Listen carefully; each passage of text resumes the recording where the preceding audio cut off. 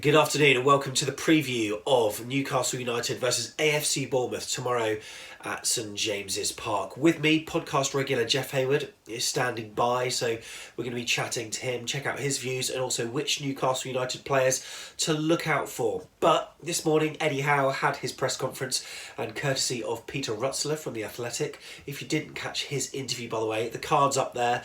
Have a look. He's a very eloquent speaker and great to hear the way the club are very open with the media and the kind of access that he's been able to get to produce the engaging stories that he's done. Check it out.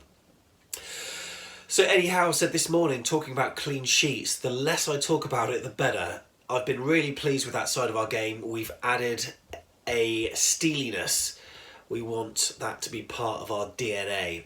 Regarding the England call-ups, of course I gave my own opinions on a video yesterday regarding Steve Cook, but regarding Callum Wilson, Eddie Howe said he was pleased.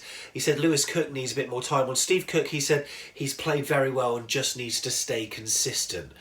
Well, yeah, I mean, maybe another couple of months of consistency will reward him with that. I don't know. Maybe Gareth Southgate considers it too little time, but I just think if you're picking players based on form, well, you can see that last video to see what I think about that. He went on to say, I know how good he can be. I said after the United game, I know Gareth will be watching. He did add that Steve doesn't need to worry about that, just needs to continue playing well. On Newcastle's defensive record at home, Eddie has said they're a difficult team to create against. They've played a lot of the top teams. It's a good examination of our recent form. Of course, Newcastle also beat Manchester United by a solitary goal as well. Now, on possession, Eddie Howe said it's a dangerous one to look at. We may have a bit on the ball. We need to produce the performance we did against Manchester United.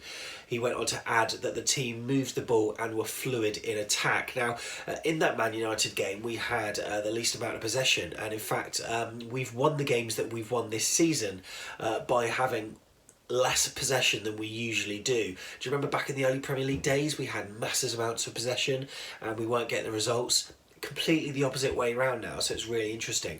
Dan Gosling's back in contention, probably be named on the bench. He's been training, but a bit too soon for David Brooks and Junior Stanislas, so they're not going to be involved.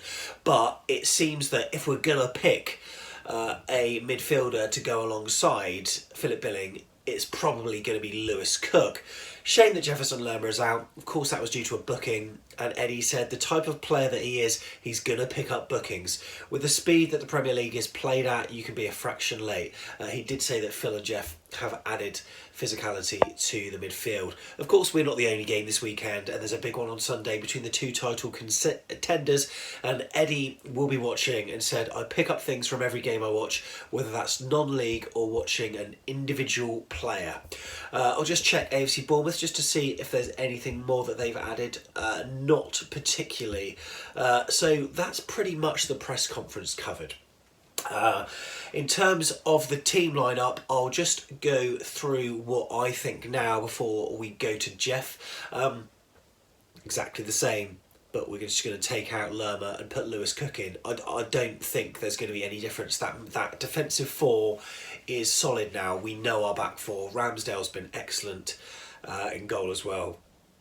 It's been some adverse opinions towards Harry Wilson in recent games. I'm not seeing it myself. I thought he was actually really good. I really like it when he cuts in. When he's sort of pinned down to that wing, it's not particularly good, but I thought he was really good and probably his best game in a Bournemouth shirt. And Ryan Fraser is ever improving, so I'd like to see him start too. Danjuma maybe can come on if we're in a positive position, or maybe if we just need a burst of energy, Danjuma can always be brought on, can't he? And then King and Wilson up front. I think that's a given now. I'd like to see Solanke score. I think a substitute appearance will be when he does score, but I will be happy with that. But now Jeff is on the line. Jeff, hope you're doing all right. Bournemouth fans, of course, they're going to be waking up at 5 a.m. to catch the coaches. In a interview before the game, after the Man United game, I even spoke to Josh, who talked about the different service stations that Bournemouth fans will be going up through. I think Warwick Services, and then one in North Yorkshire, an encyclopedia, I've got to say. But Newcastle, they're going to be they're going to be recently buoyed by their last weekend's match, 3-2 against West Ham, wasn't it? Which was the first time they've scored more than one goal in a game this season. Yeah. They're a funny team. I think they've had some outstanding performances this season. They beat United like we did, 1-0. They went away and beat Spurs 1-0, which, decent result. But then they got absolutely tonked by Leicester 5-0, and then they go away and beat West Ham 3-2 yesterday. So you're not quite sure what you're going to get. I think they'll probably feel that this is a time where they could go for back-to-back wins. I think they'll probably feel quite confident. And yesterday, what was quite interesting was that West Ham were really poor. They were very poor. Anyone listening to this, catch the highlights and you'll see what we mean. However, Newcastle, for the first time that I've seen this season, had a decent goal threat. They seem to have worked on set pieces because all three of the goals were set piece goals.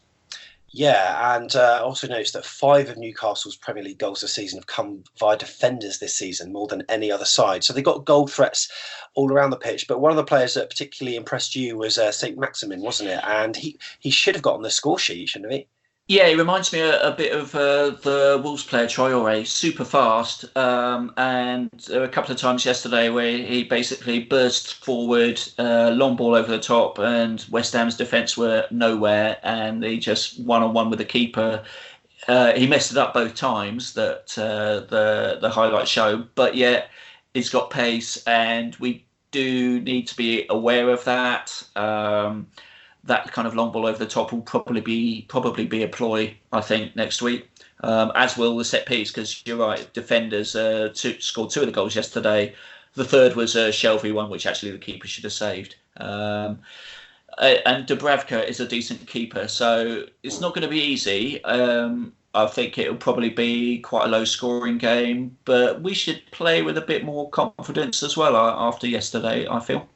Yeah, I certainly hope so. And Dubravka impressed me in the 2-2 match at Vitality last season. He is a good keeper.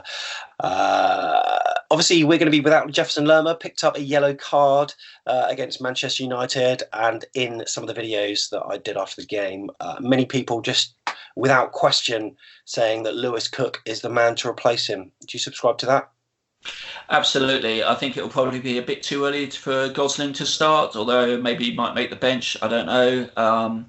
But yeah, I think it's Billing probably playing slightly deeper with Lewis Cook, and that worked really well for us against Everton. So I don't have any major concerns, although Lerma has been a rock, as we said, so we will miss him.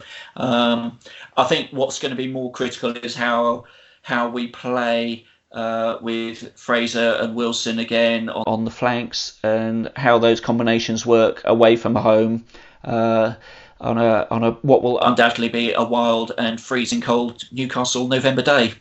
Yeah, that's right. And I hope AFC Bournemouth fans bring their oxygen supplies when they are going up the stairwells at St James's Park, because it is high up and it is exposed. But we've had some good results there, hoping that we can get a result. And I'm actually feeling a bit more confident after the Man United game. I'm expecting Bournemouth to win, Jeff. I'm going to go for a 2-0 Bournemouth win. And what's quite pleasing is the fact against Man United, I felt as though we were at 75%, 80% maybe of where we can be. Yes, it is Manchester United who have been on the decline for quite a while now. However, the fact that we're getting those results is very impressive. So if we can hit those levels again, even if it's not top notch, we've got a good chance. And Newcastle aren't particularly great. We know that they can be beaten tactically, and I'm going for a 2-0 win. What are you thinking? Well, last year, I mentioned the game that we played against United at Dean Court last year, and we went down 2-1, and then I think it was the next game we were away at Newcastle last season, and we got bullied. They lumped it to the big centre forward who scored twice for them, and they came out 2-1 winners last year. So I'm thinking, well, we know that's probably what they're going to try and do with Joe Linton, and certainly the goals they scored yesterday with big defenders from the back heading in. They'll probably think we're vulnerable from set pieces and probably target us again trying to play like that. But I'm a great believer in symmetry of results. So we went back-to-back 2-1 defeats, Manchester United, Newcastle last year. I'm going to go back-to-back 1-0 victories. Excellent. Well, I'll be happy with that. And whether you're listening to this or watching on YouTube, let us know by replying to the tweets and putting it in the comments below, because we'd be really interested to know what you think. Jeff, once again, it's been a pleasure. Thanks, Sam. Great pleasure. And really looking forward to the games up to Christmas. Should be some great victories to talk about.